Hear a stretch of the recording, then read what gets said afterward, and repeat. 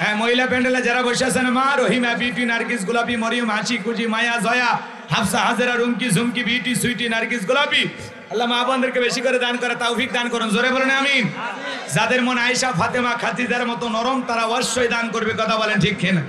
কিন্তু কটকটি মার্কা 2-4টা মহিলা থাকলে ও বলবে টাকা দেবো না, ওই টাকাতে আমি লিপস্টিক কিনবো। কথা কন ঠিক কিনা? সবার টাকা মসজিদ মাদ্রাসায় যায় না, আপনি পকেটে হাত দেবেন, শয়তান বলবি কি করিস, বলে 100 টাকা মসজিদে দে। চুপ কর, 100 টাকা হলে 2 প্যাকেট সিগারেট হবে। তার মানে আপনি চাইলেও দিতে দেবে না। যারা পকেট থেকে টাকা বের করে দিতে পেরেছেন ভাগ্যবান, যারা দিতে পারেন নাই বুঝবেন শয়তান আপনাকে কি করেছে, ওয়াসওয়াসা দিয়া, ধোকা দিয়ে বোকা বানাইছে। কথা বলেন ঠিক কিনা? এখনো সময় আছে, শয়তানের মুখে 3 লাথি মেরে তাড়াতাড়ি করে দেন। সবাই পকেটে হাত দেন। হ্যাঁ, পকেটে হাত দেন। 10, 20, 50, 200, 100, 500, 2000, 5000, 10,000, 1 লাখ, 2 লাখ, যে যা পারেন আল্লাহর হস্তে পকেটে হাত দিয়ে টাকা বের করে দেন। খবরদার কেউ যেন আবার বিড়ি ম্যাচ দিন না। 2014 সালে ওয়াজ করতে গেছিলাম রংপুর তারাগঞ্জ, ওই জায়গায় কালেকশন চলতেছিল। একজন ব্যাগের ভিতর দিয়েছিল 2 প্যাকেট বিড়ি, দিয়ে লিখে দিয়েছে 1 প্যাকেট মাহফিল কমিটির আর 1 প্যাকেট বক্তা। কত বড় শয়তান চিন্তা করেন। এরকম দুষ্টামি করা যাবে না। সবাই পকেটে হাত দিয়ে আল্লাহর রাস্তায় টাকা বের করে দেন। মহিলা প্যান্ডেল আছে, মহিলাদের বসার ব্যবস্থা আছে। মা বোন যারা বসে আছে না, মা, ও মা, আমি জানি সিরাজগঞ্জের মা বোনদের দিল খুবই নরম, তারা অনেক ভালো। আল্লাহ আমার মা বোনদেরকে বেশি করে দান করে তৌফিক দান করুন। জোরে বলেন আমিন। হ্যাঁ, মহিলা প্যান্ডেলে যারা বসে আছেন, মা, রহিমা, বিউটি, নার্গিস, গোলাপি, মরিয়ম, হাসি, কুজি, মায়া, জয়া, হাফসা, হাজেরা, রুমকি, ঝুমকি, বিউটি, সুইটি, নার্গিস, গোলাপি, আল্লাহ মা বোনদেরকে বেশি করে দান করে তৌফিক দান করুন। জোরে বলেন আমিন। যাদের মন আয়েশা, ফাতেমা, খাদিজার মতো নরম, তারা অবশ্যই দান করবে। কথা বলেন ঠিক কিনা? কিন্তু কটকটি মার্কা 2-4টা মহিলা থাকলে ও বলবে টাকা দেবো না, ওই টাকাতে আমি লিপস্টিক কিনবো। কথা কন ঠিক কিনা? সবার টাকা মসজিদ মাদ্রাসায় যায় না, আপনি পকেটে হাত দেবেন, শয়তান বলবি কি করিস, বলে 100 টাকা মসজিদে দে। চুপ কর, 100 টাকা হলে 2 প্যাকেট সিগারেট হবে। তার মানে আপনি চাইলেও দিতে দেবে না। যারা পকেট থেকে টাকা বের করে দিতে পেরেছেন ভাগ্যবান, যারা দিতে পারেন নাই বুঝবেন শয়তান আপনাকে কি করেছে, ওয়াসওয়াসা দিয়া, ধোকা দিয়ে বোকা বানাইছে। কথা বলেন ঠিক কিনা? এখনো সময় আছে, শয়তানের মুখে 3 লাথি মেরে তাড়াতাড়ি করে দেন। সবাই পকেটে হাত দেন। আমার হাতে 2, 4, 5, 10,000 এলাকার গণ্যমান্য ব্যক্তিবর্গ যারা আছেন দেবেন, তাড়াতাড়ি দেন। আজকের মাহফিলের প্রধান অতিথি জনাব মোহাম্মদ রকিবুল হাসান, রকি, রকি, আল্লাহরে বান্দা, কত দেশে 30,000, প্রধান অতিথি হিসেবে কমই হয়ে গেল। 50,000, 1 লাখে 30,000 কেমন? হ্যাঁ, না না, ওটা আমরা বুঝি না। আগামীকালকে দিবি সেই টেনশন আপনাদের বাচ্চা। 50,000-এর নিচে দিলে হয়? হ্যাঁ, জি জি, রকিবুল হাসান, রকি ভাই, আল্লাহরে গোলাম, নগদ 30,000 টাকা। যারা বলেন মারহাবা। আল্লাহ দানটা কবুল কোন বরদানে শামিল করেন। এ দানে ছেলে লক্ষ লক্ষ টাকার মালিক বানায় দেন, দুনিয়া আখিরাতে ইজ্জত সম্মান বাড়ায় দেন। জোরে বলেন আমিন। আসেন আসেন দরদিরে আমার, দিয়া দনা বসে মন কেড়ে নিতে কতক্ষণ, নদীরে কলু ভাঙে কলু গরে, এই তো নদীর খেলা। সকালবেলা টাকাওয়ালা, তুই ফকিরি সন্ধ্যাবেলা। ছেলেবেলে ব্যাগ নিয়ে গেছে, ভাই যে যা পারেন দেন। এই যারা ব্যাগ নেয়, রুমাল নিয়ে কালেকশন করতেছে, বাবা এমনি কুয়াশা দেখা যাচ্ছে না, ব্যাগ আবার নিজের মনে করে বাড়িতে নিয়ে যায় না। দয়া করে কালেকশন করে টাকাগুলো মঞ্চে পাঠায় দেয়। হ্যাঁ, সব ব্যাগ মঞ্চে চলে আসবে। এই যুবকেরা যারা ব্যাগ নিয়ে কালেকশন করতেছো, ব্যাগগুলো মঞ্চে পাঠায় দিও। মহিলা মা বোনদের প্যান্ডেলে যারা কালেকশন করতেছেন, দয়া করে টাকাগুলো প্যান্ডেলে পাঠায় দেবেন। মা বোন যারা বসে আছেন, মা, আপনাদের মাঝে চলে গেছে চাদর, বোরকার পকেট থেকে করে দেন হালকা করে একটু আদর। হাজার হাজার মানুষ দাঁড়িয়ে আছে, তাদের বসার ব্যবস্থা করতে পারেন না। কুয়াশা বেশি, প্যান্ডেল চতুর্দিকে ঘেরা লাগতো। হ্যাঁ, কুয়াশা বেশি। শ্রোতাদের মুখগুলো যদি ভালো মতো দেখা না যায়, ওয়াজ করে শান্তি পাওয়া যায়। জি, সব টাকা এক জায়গায় করেন। ভাই আমার হাতে 2, 4, 5, 10,000 দেওয়ার মতো কেউ থাকলে তাড়াতাড়ি দেন। নাই কেউ 5, 10,000 টাকা দেওয়ার মতো, 2, 4, 500 টাকা দেওয়ার মতো, তাড়াতাড়ি আসেন। নগদে বাকিতে 2, 4, 5, 10,000 লিখে দেবেন, এমন কেউ আছেন যে হুজুর আমি দেবো ইনশাল্লাহ? নামটা বলেন, কয় হাজার? সভাপতি আপনি? সভাপতি ইনি? সাবেক চেয়ারম্যান। মাশাআল্লাহ। তাহলে বড় ভাই কি করা যায়? সভাপতি? না না না, আলোচনা আর কালেকশন হবে না, একবারই শেষ। আপনি মনে করছেন না, 1টা 2টা হলে পরে, ওগুলো কিছু শ্রোতার আবেগ বেশি, এমনিতেই বলে ফেলে দেয়। পরে ওয়াজ শুরু হয়ে গেলে আর মজা লাগে না, চলে যায়। কত দরকার নাই, 12:30 পর্যন্ত থাকলে আমার জন্য যথেষ্ট। কথা কয় না? শোনেন, 2টা পর্যন্ত আমি কি আমার দাদা ওয়াজ করবে না। কারণ শোনেন, আজকের তারিখ কয় তারিখ? 28 তারিখ। 28 তারিখ পর্যন্ত ওয়াজ হবে, কিন্তু ওই যে 12:30 কেন বললাম, ওটা হলো বোনাস টাইম, অতিরিক্ত সময়। তাদেরকে বোঝা গেল? এরপরে আর যাওয়ার কোনো সুযোগ নাই। আমি 12:30 পর্যন্ত ওয়াজ করব। কারা কারা ধৈর্য নিয়ে থাকবেন তারা একটু হাত 2টা তুলে দেখাবেন, কিন্তু আগে না শোনেন, কিন্তু কারা কারা থাকবেন না তারা আগে হাত তোলেন। যারা থাকবেন না দেখি কয়জন আছে? একজনও নাই। হ্যাঁ, কে? আপনি 12:30 পর্যন্ত থাকবেন না? তাহলে দুলে ভাই আপনার এখনই ছুটি, আপনি চলে যান। হ্যাঁ, ধৈর্যই নাই। 12:30 মানে কি 1.5 ঘন্টা সময় থাকবেন না? মিশে বক্তা দাওয়াত দিয়ে লাভ আছে? হ্যাঁ, আজকের এই প্রোগ্রামে 12:30 পর্যন্ত ধৈর্য নিয়ে কারা কারা বসে থাকবেন 2 হাত তুলে বলেন ইনশাআল্লাহ। আর একটু জোরে বলেন ইনশাআল্লাহ। আশেপাশে দেখেন তো হাত তুলিনি কারা? ভেজাল আছে নাকি? ভেজালে গ্রুপ থাকলে আপনারা এখনই চলে যান। হ্যাঁ, 12:30 পর্যন্ত থাকবেন তো ইনশাআল্লাহ? হাত নামান। এখন যারা যারা চলে যাবেন, হ্যাঁ, এই সুযোগে আমি 30 সেকেন্ড চোখটা বন্ধ করে রাখি, আপনি ভেগে যান। কিন্তু ওয়াজ শুরু হওয়ার পরে ওটা বসা করলে কিন্তু মেজাজ গরম হয়ে যাবে। কথাকে বোঝা গেল? কারণ যুবক, তোমরা লাফালাফি করার কারণ নাই। কারণ পৃথিবীর অবস্থা করুন, বক্তার দরকার তরুণ। মুরব্বী হলে সুবহানাল্লাহর বাইরে যাবে না, যুবক হলে তা 2-1 রিস্ক নেবে। কথা কয় না? এই জন্য এদিকে খেয়াল করেন। যুবক যারা আছো বাবা, তোমরা হয়তো বা মনে করতেছো হুজুর তো আমাদের নিয়ে কিছুই বলেন। তোমাদের আলোচনা 1 ঘন্টা 2 মিনিট পরে শুরু হবে। মা বোনেরা যে আলোচনা খুঁজতেছে ওটা 1 ঘন্টা 22 মিনিট পরে শুরু হবে। কখন কি ওয়াজ হবে আমি নিজেও জানি না। অতএব একটু অপেক্ষা করেন, আল্লাহর ওপরে তাওয়াক্কুল করেন। আল্লাহ তাআলা নিয়ে এসেছেন, আপনাদের মাঝে বসিয়েছেন। কোরআন এবং সুন্নাহর আলোকে কিছু কথা বলবো ইনশাআল্লাহ। আমার কোনো জ্ঞান নাই, জ্ঞান দেনওয়ালার মালিক কে? ক্বালু সুবহানাকা লা ইলমা লানা ইল্লা মা আল্লামতানা ইন্নাকা আনতাল আলিমুল হাকীম। বলুন সুবহানাল্লাহ। জ্ঞান দেনওয়ালার মালিক কে? আমি কোরআন থেকে কথা বলবো। কথা কি বোঝা গেল? কোরআন থেকে যদি কথা বলি, কি ভাই কোনো সমস্যা আছে? কোনো ভেজাল আছে? কোরআনের ভিতরে কোনো ধোঁকা আছে? মিথ্যা আছে?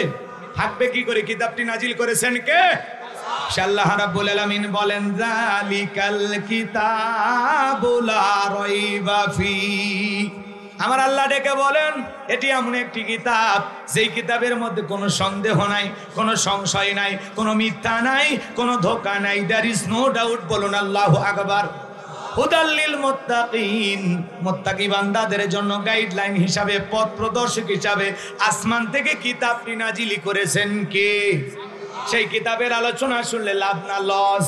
আমার আল্লাহ বলেন, ওয়া ইযা কুরিয়াল কুরআনু ফাসতামিউ লাহু ওয়া আনসিতু লাআল্লাকুম তুরহামুন।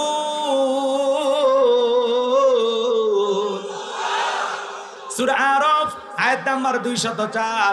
আমার আল্লাহ রাব্বুল আলামিন জানা দিলেন, তোমাদের সামনে যখন কোরআন পাঠ করা হয়, কোরআনের আলোচনা করা হয়, চুপ করে কান লাগিয়ে মনোযোগ সহকারে কোরআনের কথাগুলো শ্রবণ করো।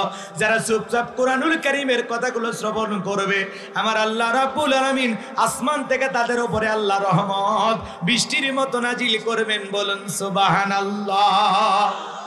কোরআনের কথা শুনলে লাভ না ক্ষতি?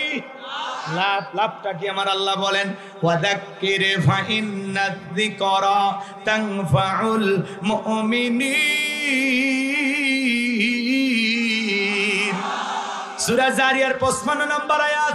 আল্লাহ রাব্বুল আলামিন জানা দিলেন, যারা আমার মুমিন বান্দা, তাদের সামনে যখন কোরআন দেওয়াজ করা হয়, কোরআন থেকে উপদেশ দেওয়া হয়, এই কথাগুলো শোনার পর আমার মুমিন বান্দাদের উপকারে আসবে। বলুন সুবহানাল্লাহ। তাহলে কোরআন শুনলে উপকার কার? মুমিনের। সরে বলেন কার? আল্লাহর উপকার।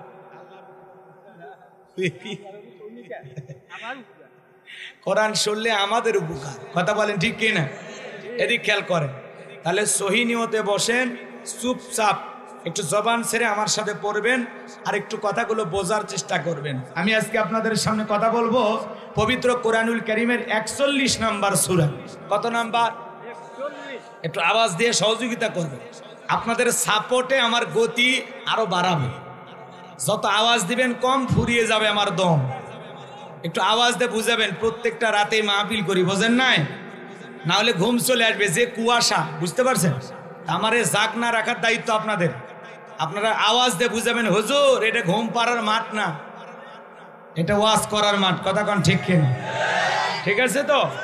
হ্যাঁ, এটা বুঝান লাগবে যে হুজুর এটা ঘুম পাড়ার খাট না, এটা ওয়াজ করার মাঠ। পারবেন তো ইনশাআল্লাহ? তাহলে সূরার নাম হামিম আস-সিজদা। বলেন কি নাম? হামিম আস-সিজদা। মোট আয়াত আছে 54টি। কয়টি আয়াত? 54। রুকু আছে 6টি। রুকু আছে কয়টি? 6টি। বিশ্ব নবীর মক্কার জিন্দেগিতে এই সূরাটি নাজিল হয়েছে। আমরা যে আয়াতে কারিমা তেলাওয়াত করেছি, আয়াতের নাম্বার হলো 30। এই আলোচনা কবুল করার পর আল্লাহ যেন সবাইকে পার করে দেন ফুলসিরাতের ব্রিজ। জোরে বলেন আমিন। এই আয়াতে কারিমা পাইবেন কোথায়? 24 নম্বর পারার 19 নম্বর পৃষ্ঠার 3 নম্বর লাইনে এই আয়াতে কারিমা রয়েছে। বলুন আল্লাহু আকবার। আল্লাহ যেন তার এই গোলামকে আপনাদের সামনে কোরআন এবং সুন্নাহর আলোকে বর্তমান বিশ্ব, বর্তমান প্রেক্ষাপটকে সামনে রেখে কিছু হক কথা জবান দিয়ে বলার তৌফিক দান করেন। সকলে বলুন আমিন। আর একবার বলেন আমিন। আপনাদের দোয়া নিয়ে, আল্লাহ পাকের দয়া নিয়ে শুরু করতেছি। একটু জবান ছেড়ে সবাই আমার সাথে পড়ুন। আউযু বিল্লাহি মিনাশ শাইতানির রাজিম। বিসমিল্লাহির রাহমানির রহিম। বিতাড়িত মুরদাদ শয়তানের কাছ থেকে আল্লাহ পাকের কাছে আশ্রয় প্রার্থনা চাচ্ছি। পরম করুণাময় সিমদালু আল্লাহ তাআলার নামে শুরু করছি। সূরার নাম হামিম আস-সিজদা। আমরা যে কোনো কাজ শুরু করব কার নামে? আল্লাহর নামে কাজ শুরু করলে বরকত আছে না না? বিসমিল্লাহর ফজিলত কত যদি আমরা বুঝতাম। টিউবওয়েলে চাপ দিলাম আর গিলাস ভর্তি পানি বিসমিল্লাহ ছাড়াই খাইয়ে ফেলাইলাম, মালিকের নামটা নিতেও মনে চায় না। যে কোনো কাজের শুরুতে আল্লাহর নাম নিয়ে যদি শুরু করা হয়, সে কাজের ভিতরে কল্যাণ দেবেন কে? বরকত দেবেন কে? এই জন্য যে কোনো কাজের শুরুতে আমরা আল্লাহ তাআলাকে স্মরণ করব। সম্মানিত ভাইরা আমার, 2 মিনিট একটা কথা বলে আমি আলোচনায় চলে যাই। আজকের মাহফিলে মহিলা প্যান্ডেল আছে না? না। তো আল্লাহর এক বুজুর্গ গোলাম বয়ান করতেছেন, ওই পাশ দিয়ে একটা হিন্দু মেয়ে হেঁটে যায়। মেয়েটা চিন্তা করতেছেন, দেখি তো মুসলমানেরা এই কোরআনের মাহফিলে, তাফসির মাহফিলে, ওয়াজ মাহফিলে কি বলে, একটু শুনি। শোনার নিয়তে হিন্দু মেয়েটা, অমুসলিম মেয়েটা মহিলা প্যান্ডেলে বসে পড়লেন। আল্লাহু আকবার বলেন। আল্লাহর সেই বুজুর্গ গোলাম আলোচনা করতেছেন, কুল হুয়াল্লাহু আহাদ। হে নবী আপনি বলুন আল্লাহ এক, আল্লাহ দ্বিতীয়। অমুসলিম মেয়েটা বুঝতে পারলো সৃষ্টিকর্তার নাম আল্লাহ। সৃষ্টিকর্তার নাম কি? আলোচনা করতে করতে আল্লাহর সেই বুজুর্গ গোলাম আলোচনা করতেছেন, ইন্নাদ দীনা ইনদাল্লাহিল ইসলাম। নিঃসন্দেহে আল্লাহর কাছে শুধুমাত্র কেবলমাত্র একটি ধর্মই মনোনীত। ধর্মের নাম কি? ইসলাম। ইসলাম হলো আল্লাহ তাআলার কাছে একমাত্র মনোনীত ধর্ম। বলেন আল্লাহু আকবার। ইসলাম আছে যেখানে শান্তি আছে, ইসলাম আছে যেখানে সমাধান আছে। শোনেন, একটু মনোযোগ দিয়ে এদিকে খেয়াল করেন বাজান গো আমার। মেয়েটা তখন বুঝতে পারলো সৃষ্টিকর্তার নাম আল্লাহ, শ্রেষ্ঠ ধর্মের নাম ইসলাম। মেয়েটা চিন্তা করে, আর মুসলিম থাকতে চাই না, আমি কালেমা পড়ে মুসলমান হতে চাই। বলুন সুবহানাল্লাহ। এইবার মুসলিম মেয়েটা, হিন্দু মেয়েটা কালেমা পড়ে মুসলমান হয়ে গেল। বাড়িতে যাওয়ার পর উঠতে বসতে বিসমিল্লাহ পাঠ করে, উঠতে বসতে আল্লাহর জিকিরি করে, কালেমা পাঠ করে। এইবার মেয়েটার মা বুঝতে পেরে জিজ্ঞাসা করে, মা জবান দিয়ে কি যেন পড়লি? মেয়েটাকে বলে, মা মুসলমান হয় যারা, মিথ্যা কথা বলতে পারে না তারা, ওয়াকুলু কওলান সাদীদা।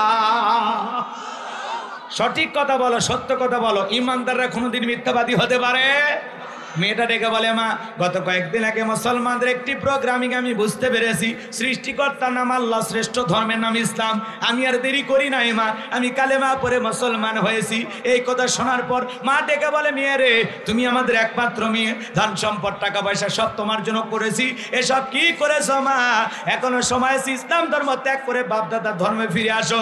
মেয়েটা ডেকে বলে, মা আমার পক্ষে ইসলাম ধর্ম ছাড়া সম্ভব নয়। রাতের বেলা স্বামী চলে এসেছে, ডেকে বলে, স্বামী গো সর্বনাশ হয়ে গেছে, আমাদের একমাত্র মেয়ে কালেমা পড়ে মুসলমান হয়ে গেছে।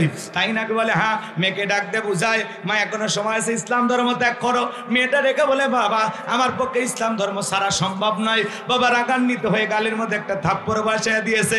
মেয়ে কাঁদতে কাঁদতে ডেকে বলে বাবা মারতে মারতে যদি মেরেও ফেলে দাও জীবনটা দিতে রাজি, ইসলামের পথ ছাড়তে রাজি নাই। এইবার বাজান গো আমার, পরের দিন সকালবেলায় ব্যক্তি বাদশার দরবারে চলে গেছে। ওই দেশের বাদশার নিয়ম হলো বাদশার সিলমোহর ভরা আংটিটা এই ব্যক্তির হাতে বাদশা দিয়েছেন। ওই দেশের নিয়ম হলো বাদশার সিলমোহর ভরা আংটি যার হেফাজতে থাকবে, দায়িত্বে থাকবে, সেই ব্যক্তি যদি কোনো কারণে আংটিটা হারিয়ে ফেলে যায়, বাদশার আংটি হারানোর অপরাধে বাদশা তাকে ফাঁসি দিয়ে মারে। এই ব্যক্তি রেখে বলে বাদশা আমি অনেক ব্যস্ত মানুষ, এমনি মানসিকভাবে টেনশনে আছি, আপনার আংটি হেফাজতের দায়িত্ব আমি পালন করতে পারবো না।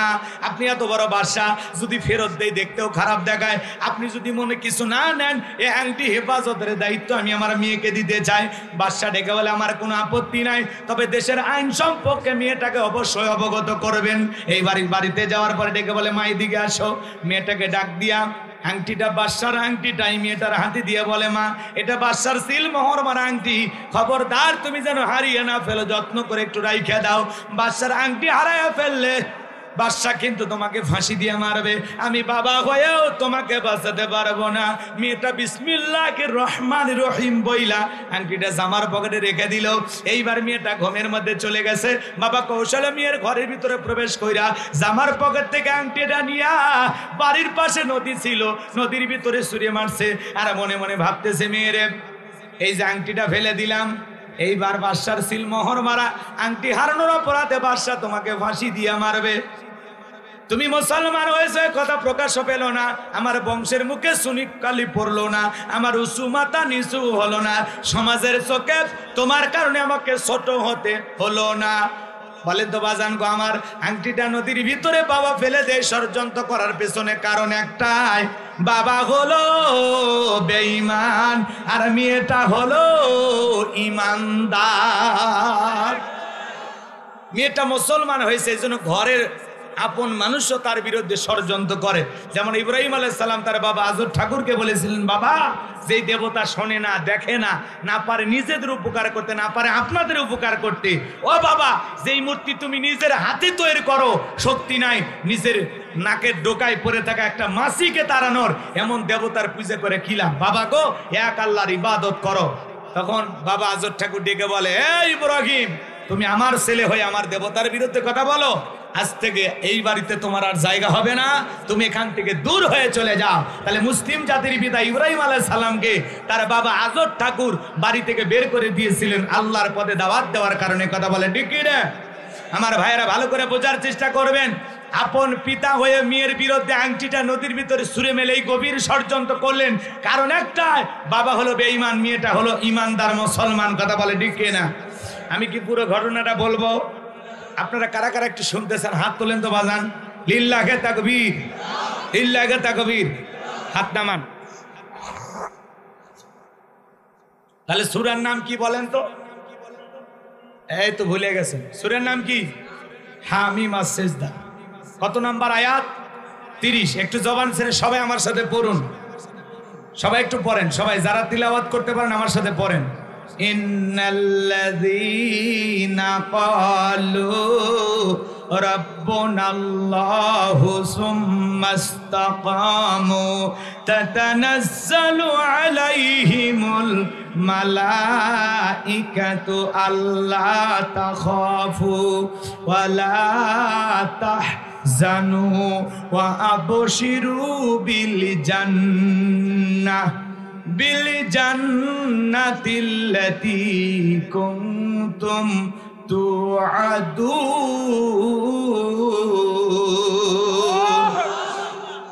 যে কোনো আয়াত বা সূরার তাফসীর করতে হলে কোন প্রেক্ষাপটে কোন সময় সে আয়াতে কারিমা বা সূরাটি নাজিল হয়েছে সে নাজিলের প্রেক্ষাপট জানার দরকার আছে না? শানে নজুল বোঝেন তো নাকি? আরবিতে বলা হয় শানে নজুল। শানে নজুল যদি আলোচনা করা হয় তাহলে তাফসীর বুঝতে সহজ হয়। সুবহানাল্লাহ বলেন। তাহলে নবীর উপরে কোন সময়ে আয়াতি কারিমাগুলো নাজিল হয়েছে জানার দরকার আছে? একটু বলে শুরু করি নাকি বলেন? যদি আমি পুরো ঘটনাটা আপনাদের বলতে যাই তাহলে 2-2.5 ঘন্টা চলে যাবে, তো এত সময় আমার হাতে নাই, কারণ মূল আলোচনায় যেতে হবে। কথা বলেন ঠিক কিনা? শানে নজরুল আমি সংক্ষিপ্ত করে বলতেছি, শোনেন। মাত্র 3 দিনের ব্যবধানে বিশ্বনবীর সবচাইতে প্রিয় 2 জন মানুষ বিদায় নিলেন। একটা হলো আম্মাজান খাদিজাতুল কুবরা রাদিয়াল্লাহু তাআলা আনহা, আর একটা হলো চাচা আবু তালেব। এই 2 জন মানুষ রাসূলকে ভালোবাসতেন কম না বেশি? কথা কয় না, আবার কথা কি বোঝেন? কথা কি বোঝেন? বিশ্বনবীর প্রিয় 2 জন মানুষ মাত্র 3 দিনের ব্যবধানে মারা গেলেন। নবীজির মনটা বড় খারাপ, ব্যথিত হৃদয় নিয়ে নবী চলে গেলেন তায়েফে। তায়েফের যুবকেরা কি করেছিলেন? ফুল দিয়ে বরণ করেছিলেন নাকি পাথর নিক্ষেপ করেছিলেন? কথা বলে না কেন? বিশ্বনবীর জান্নাতি শরীর মুবারকে পাথর নিক্ষেপ করতে করতে পাথরের ভিতরে বিশ্বনবীর পুরো শরীরটা ঢেকে গেছে। যায়েদ বিন হারেসা বলেন, আমি অনেক কষ্ট করে নবীজির শরীর মোবারক থেকে পাথরগুলো সরাইয়া ফেললাম। এরপরে নবীজি জ্ঞান ফিরে পাইলেন, আমাকে ডেকে বলে, যায়েদ এখন কোন ওয়াক্তের নামাজের সময়? যায়েদ ডেকে বলে, নবী এখন আসরের নামাজের সময়। আমাকে ডেকে বলেন, ও যায়েদ আমার একটু ওযু বানায়া দাও, আমি একটু আসরের নামাজ আদায় করব। হযরতে যায়েদ ডেকে বলেন, আমি নবীজির পুরো শরীরের দিকে তাকায় দেখলাম পাথরের আঘাতে রক্ত ঝরেছেন। রক্তগুলো ঝরতে ঝরতে নবীজির জুতার ভিতরে রক্তগুলো জমাট বেঁধে গেছে। আমি অনেক কষ্ট করে নবীজির পা থেকে জুতা মোবারক খুলে নবীজিকে যখন ওযু বানায়া দিলাম, আমার নবীজি আসরের নামাজ আদায় করলেন। আসমান থেকে জিবরাইল এসে বলে, নবী গো আপনি শুধু একবার অর্ডার দেন, যেই তায়েফের মানুষেরা আপনাকে পাথর নিক্ষেপ করেছে পাহাড় চাপা দিয়া ওদেরকে ধ্বংস করে দেওয়া হবে। আমার নবী ডেকে বলে, জিবরাইল ওদেরকে যদি শেষ করে দাও, আমি কার কাছে কালেমার দাওয়াত পৌঁছাবো? সুবহানাল্লাহ। কেমন উম্মতের দরদি নবী! ডেকে বলে, হে জিবরাইল ওরা আমাকে না চিনে মেরেছে, আমি ওদেরকে মাফ করে দিয়েছি, আমার আল্লাহ যেন ওদেরকে মাফ করে দেয়। আল্লাহু আকবার বলেন। তুমি আল্লাহকে যায় বলো আল্লাহ যেন মাফ করে দেয়। বলেন আল্লাহু আকবার। আমার ভাইরা লম্বা ইতিহাস সংক্ষিপ্ত কথা বলে দিয়ে যায়। 1 দিন নয়, 2 দিন নয়, নবীজির উপরে 19 দিন আসমান থেকে ওহী আসা বন্ধ। কয়দিন? আরো জোরে বলেন। 19 দিন পর্যন্ত আসমান থেকে নবীজির উপরে আয়াতে কারিমা নাজিল হয় না। ভালো করে বোঝার চেষ্টা করবেন। কাফেররা সমালোচনা করতে লাগলো, ও নবীর সাহাবীরা কি ব্যাপার, কি হয়ে গেল? তোমাদের নবী তো নতুন কোন তথ্য, নতুন কোন আয়াতে কারিমা আমাদেরকে তিলাওয়াত করে শোনায় না, কারণটা কি? কি 12:30 বাজছে? কিসের 1 নাম্বার? বসো। একটা পুরুষ পেশাব লাগবে সিরাজগঞ্জ, ও পেশাব করবে যা চট্টগ্রাম। পুরুষ আমি দেখতেছি তো, আমার কথা 12:30 বাজলে আপনি উঠবেন। যে কোনো জিনিস শুরু না করলে বুঝবেন কি? এটা শুরু করতে দেন। 12:30 পরে যদি বলেন যে ওয়াজ ভালো লাগেনি, আপনার বিকাশ নাম্বার দেন, আপনার যাতায়াতের খরচ আমি দেব। আপনি বসেন, লাফালাফি করতেছেন, শুরু করতে দেন।